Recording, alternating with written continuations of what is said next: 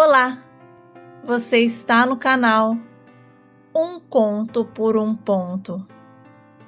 Eu te convido a curtir, a comentar, a compartilhar e se inscrever no nosso canal.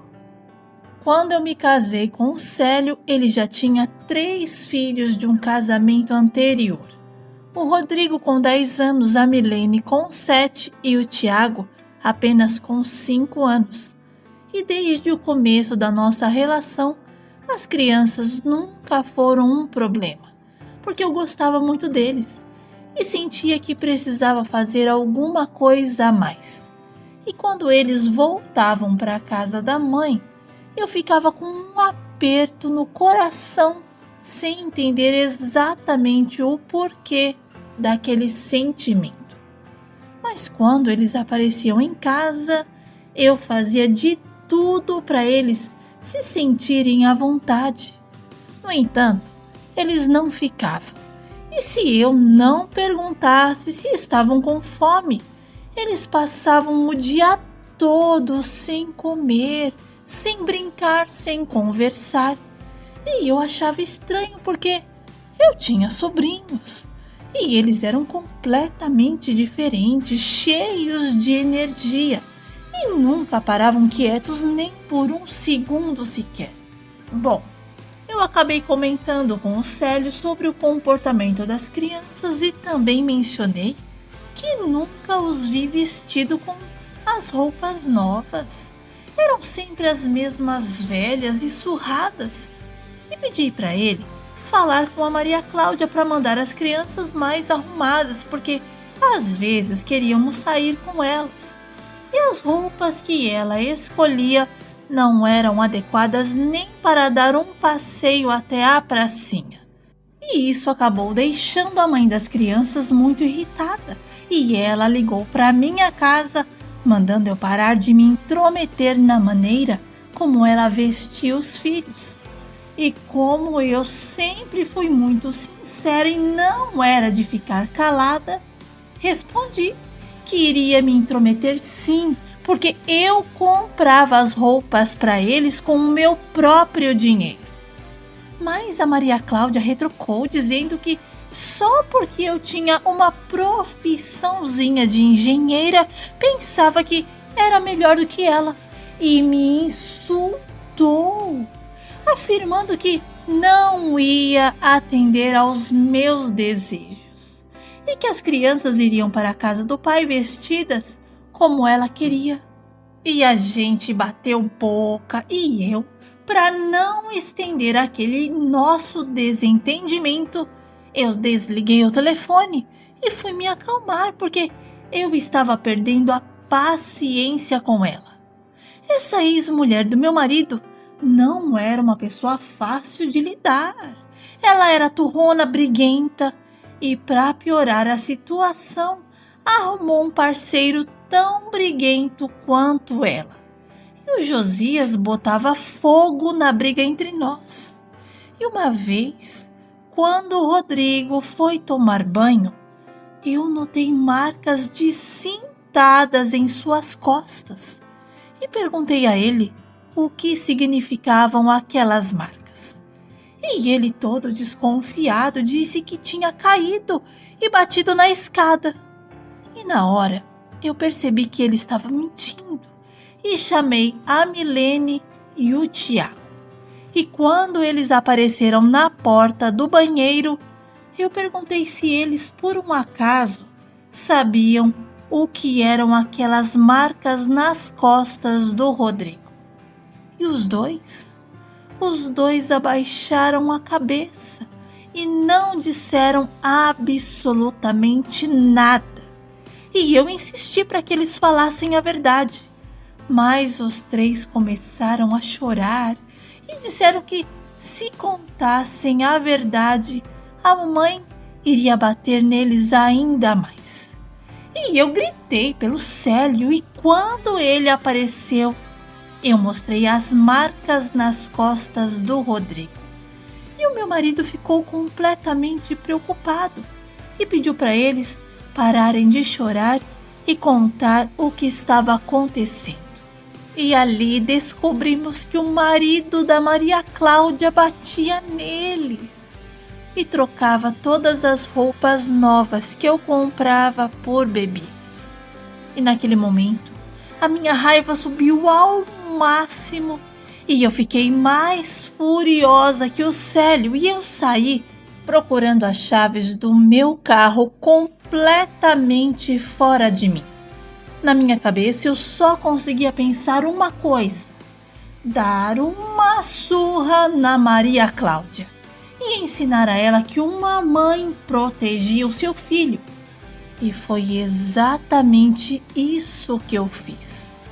O Célio tentou me acalmar, mas não teve jeito. Eu já estava farta da Maria Cláudia e por isso eu peguei o meu carro e fui até a casa dela, deixando o Célio e as crianças em casa. E quando eu cheguei à casa da Maria Cláudia, ela estava sentada na calçada conversando e tomando uma cerveja com as amigas. E assim que ela me viu estacionar o carro, gritou bem alto: "Lá vem a rainha da Inglaterra!" Ah, mas não deu outro. Na hora, eu que já estava me ardendo de raiva, desci do carro e fui direto para cima dela. E começamos a nos estapear ali mesmo e a Maria Cláudia só sabia gritar e me chamar de louca, enquanto eu afirmava que aqueles tapas eram para ela aprender a defender as crianças da mão do marginal do marido dela. E a nossa briga foi feia, viu? Eu acho que quase arranquei todos os cabelos dela. As amigas da Maria Cláudia conseguiram nos separar. E aí ela aproveitou para dizer que iria na delegacia fazer um boletim de ocorrência contra mim e que tinha provas. E eu mandei ela ir. Vai, porque eu também ia. Ia lá para mostrar que o marido dela estava fazendo com as crianças. E a Maria Cláudia me mandou calar a boca e não falar do homem dela. Olha, eu estava tão indignada que disse para as amigas dela que o maridinho da Maria Cláudia batia nas crianças e ainda trocava as roupas novas delas por bebidas. E ela, na sua raiva, acabou se soltando e veio para cima de mim, ordenando que eu parasse de falar mentiras. E aí eu acabei levando a pior, porque as amigas dela me seguraram para que ela pudesse me bater. E eu só consegui me livrar delas quando o meu marido apareceu e tirou aquela turminha de cima de mim. O Célio deixou bem claro para Maria Cláudia que iria entrar na justiça para ficar com as crianças. E o marido dela, o Josias, apareceu perguntando que confusão era aquela. E o Célio disse que se ele encostasse mais um dedo nas crianças, as coisas iriam ficar feias para o lado deles.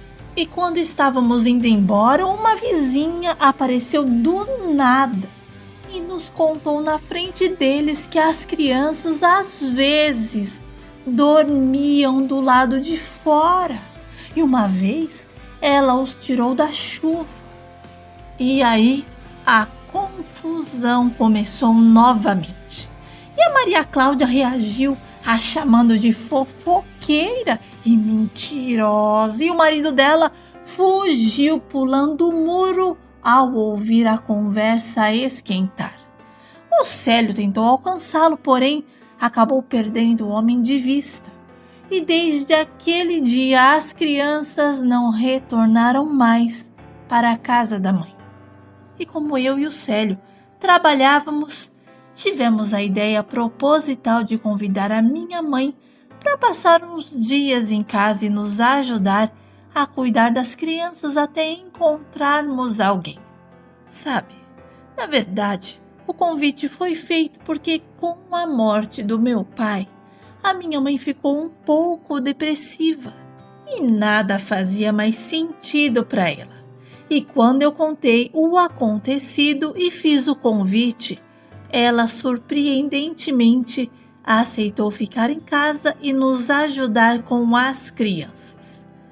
E todos os dias, ao chegarmos do trabalho, a mamãe nos passava um relatório detalhado de como havia sido o Dia das Crianças. E sempre era a mesma coisa. Elas tinham medo de se mover, de comer, e quando a minha mãe oferecia frutas ou qualquer outra coisa, elas confirmavam 1000 vezes se realmente podiam comer. E por isso, chamei os 3 para uma conversa e expliquei que na nossa casa as coisas eram diferentes da casa da mamãe e que eles podiam comer à vontade, brincar e não ter medo de nós, e que tudo o que eu queria era que eles fossem felizes. E aos poucos as crianças foram se adaptando à nova rotina. E a ajuda da minha mãe foi fundamental nesse período. O Rodrigo, mais velho, era muito estudioso e comprometido, e assim que chegava da escola, ia direto fazer a lição de casa. E quando tinha dúvidas, perguntava para minha mãe, e ela, como professora aposentada, tinha o maior prazer em ajudar. A Milena, por sua vez, me esperava para fazer as atividades, e o Tiaguinho, como ainda estudava no prezinho, não tinha deveres de casa, mas fazia questão de abrir o caderninho e mostrar as folhinhas em brancos. Olha, isso era tão fofinho. À medida que o tempo passava, as crianças se sentiam cada vez mais confortáveis e à vontade em casa. E quando eu chegava do trabalho e os via alegres, conversando com a minha mãe ou mesmo brincando no quintal, aquilo me deixava muito feliz. E uma vez, a Maria Cláudia, embriagada, veio até a minha porta gritando que eu havia roubado os filhos dela e que queria tê-los de volta. E para evitar mais discussão, decidimos não abrir a porta e ficamos todos em silêncio. E as crianças me abraçaram, implorando para que eu não as deixasse voltar para a casa dela. E a Milena até suava a mãozinha de tanto medo da mãe. E eu os acalmei, afirmando que eles iriam morar comigo para sempre. Uma outra situação constrangedora foi quando a Maria Cláudia foi até a escola e pediu à diretora para liberar a Milena mais cedo, devido a alguns problemas familiares, e explicou que não haveria ninguém para buscá-la.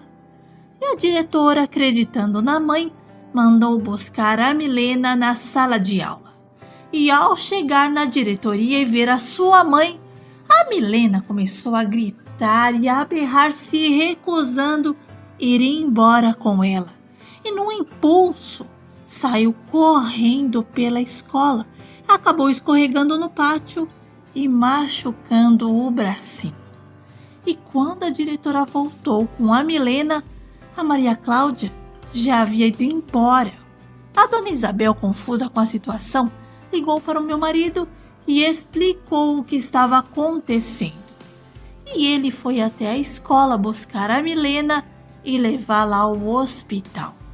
Sabe, ela se sentia injustiçada por ficar afastada das crianças, mas tudo estava sendo conduzido dentro dos limites da lei. O Célio havia confiado o caso a um advogado e haviam muitas evidências contra ela. Até os vizinhos estavam dispostos a testemunhar, pois achavam um absurdo o modo como ela e o marido tratavam as crianças. E a situação não estava favorável para Maria Cláudia. Enfim, muitas coisas aconteceram desde então. A Maria Cláudia se mudou com o Josias para outra cidade e finalmente nos deixou em paz. Eu engravidei e a minha mãe já não sentia mais vontade de voltar para a chácara e ficou morando com a gente. E as crianças estavam vivendo um conto de fadas e eu nunca as tinha visto tão felizes. Quando Gabriel nasceu, ele trouxe uma alegria ainda mais imensa para nossa casa. Todos queriam ajudar a cuidar do irmãozinho e várias vezes eu acordei com o Tiaguinho deitado na minha cama, segurando a mão do irmão, que estava no bercinho. E por causa disso, ele também passou a dormir com a gente. E assim que o Gabriel completou 6 meses, infelizmente o meu marido sofreu um acidente e faleceu no local. Ele estava de bicicleta e foi atingido em cheio por um motorista embriagado. E a gente ficou em choque. Quando eu recebi a notícia, senti como se estivesse perdendo o chão. Me faltou força, me faltou o ar. Eu demorei para me conscientizar de que haviam 4 crianças que precisavam de mim. Eu me lembro de estar no meio do quarto quando a minha mãe entrou e teve uma conversa séria comigo. Mamãe disse que estava habilitada para tocar no assunto luto, pois ela conhecia muito bem aquela dor que eu estava sentindo. E por isso, ela me aconselhou a seguir em frente, pois o Célio não iria mais voltar. E compreendia que o luto era único para cada pessoa e que não havia um cronograma definido para a cura daquela dor. Mas me lembrou que as crianças não podiam, além de perder o pai, perder a mãe também. E por isso eu iria precisar encontrar forças para me adaptar à nova realidade e fazer as crianças não se sentirem abandonadas, porque agora elas só tinham a mim. E foi aí que eu encontrei forças para sair de dentro da caverna. Olha, não foi fácil. Não foi fácil seguir sem o Célio. E sempre que eu me via em uma situação difícil, eu só conseguia chorar, o que deixava o Rodrigo preocupado.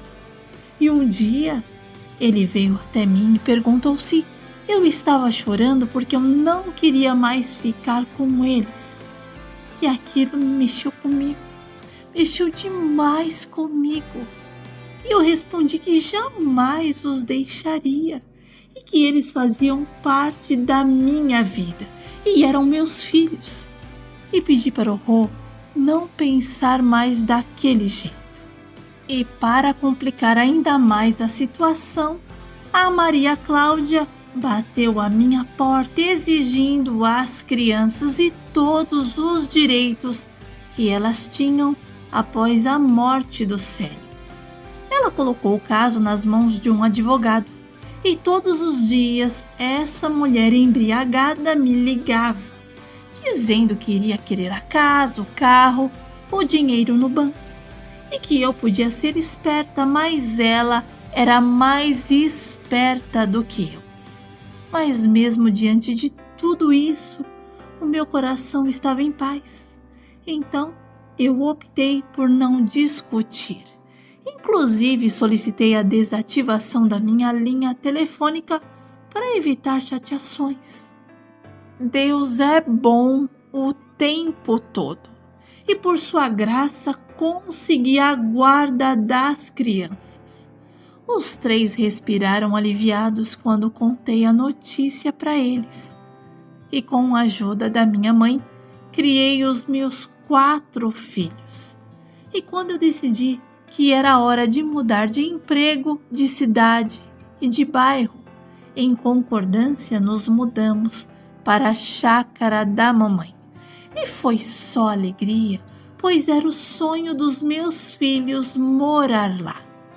Logo encontrei um novo emprego. O meu primo trabalhava em uma siderúrgica e e levou o meu currículo. Fui chamada para uma entrevista e fui contratada. Meus filhos cresceram, se formaram, se casaram e me deram netos. A minha mãezinha querida faleceu aos 87 anos e novamente eu precisei me adaptar à nova vida, o que não foi fácil. Anos mais tarde conheci o Pedro e nos apaixonamos. E só fomos morar juntos depois que os meninos se casaram.